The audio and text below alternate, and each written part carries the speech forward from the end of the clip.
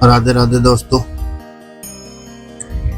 आज हम गरुड़ पुराण के अध्याय 2 के बारे में जानेंगे। मृत्यु का समय आने पर क्या करें, कैसे दें प्रियजन को सद्गति, कौन से दान से मिलेगी मुक्ति। आज हम गरुड़ पुराण के दूसरे अध्याय से जानेंगे मृत्यु के समय किए जाने वाले महत्वपूर्ण कर्म जो आत्मा को मोक्ष दिलाने में सहायक होते हैं।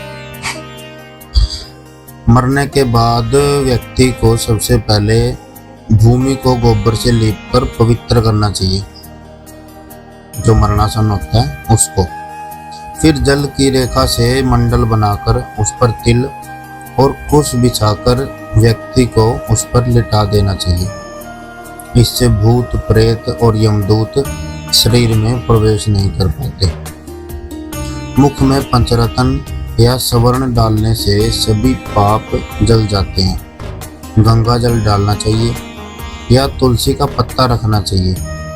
और इस समय सबको भगवान विष्णु का जाप करना चाहिए, शोक नहीं मनाना चाहिए।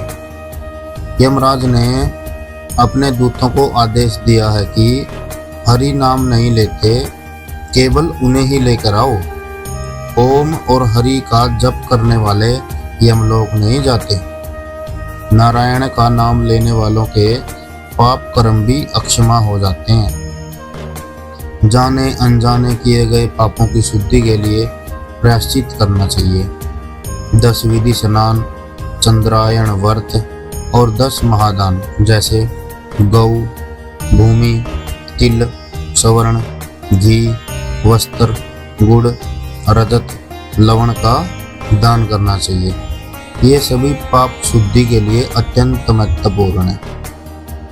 यमलोक के मार्ग में वैतरणी नदी को पार करने के लिए वैतरणी गौ, जो मतलब पूरी तरह काली हो, उसका दान करना चाहिए।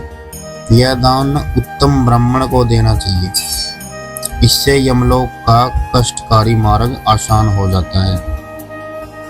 अष्ट दान छत्र, पादुका, वस्त्र, अंगूठी, कमंडलू, आसन, पात्र और भोजन का दान करने से मृत्यु के बाद के सफर में सुविधा मिलती है।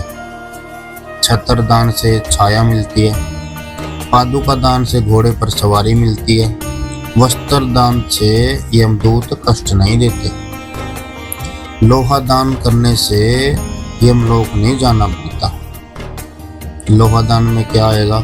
लोहा, सोना, रुई, सातनाज, भूमि का दान। ऐसे सोना दान करने से ब्रह्मा और ऋषि प्रसन्न होते हैं। रुई के वस्त्र से यमदूत कष्ट नहीं देते। 7 अनाज के दान से यमद्वार के कर्मचारी प्रसन्न होते हैं। भूमि दान से इंद्रलोक की प्राप्ति होती है। गोदान की भी एक विशेष विधि है। काली या भूरी गांव के सींगों पर सोना, पैरों में चांदी, ऊपर काले कपड़े का 2 साला मतलब कपड़ा। दूध पित्तल के बर्तन में निकालकर यमराज की स्वर्ण मूर्ति, लोहा, घी से भरा पात्र गौ के साथ दान करें। गौ की पूंछ पकड़कर विष्णु मंत्र का उच्चारण करते हुए ब्राह्मण को दान दे दें। मंडल में ब्रह्मा, विष्णु, रुद्र, लक्ष्मी और अग्नि देवता विराजमान होते हैं।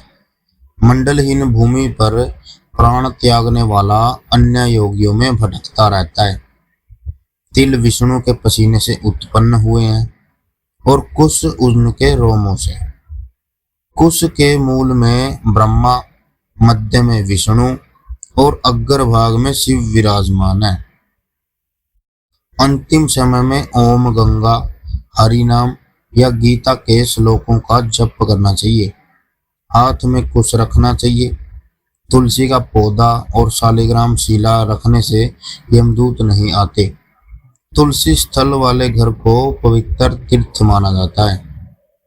शोक न मनाते हुए पुत्र को सिर मुंडवाकर नए वस्त्र धारण करने चाहिए। सबको नहलाकर विभिन्न अंगों पर सोने की सलाखें रखनी चाहिए।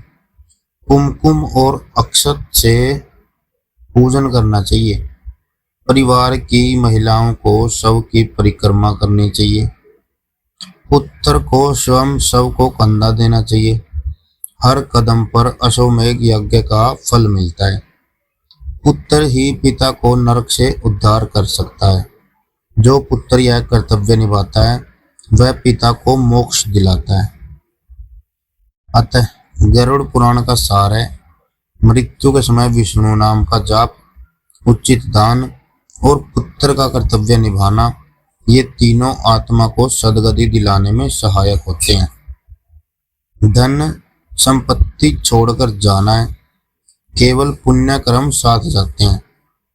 अगर आपको यह कहानी अच्छी लगी हो तो वीडियो को लाइक करें और अपने दोस्तों और परिवार वालों के साथ शेयर जरूर करें।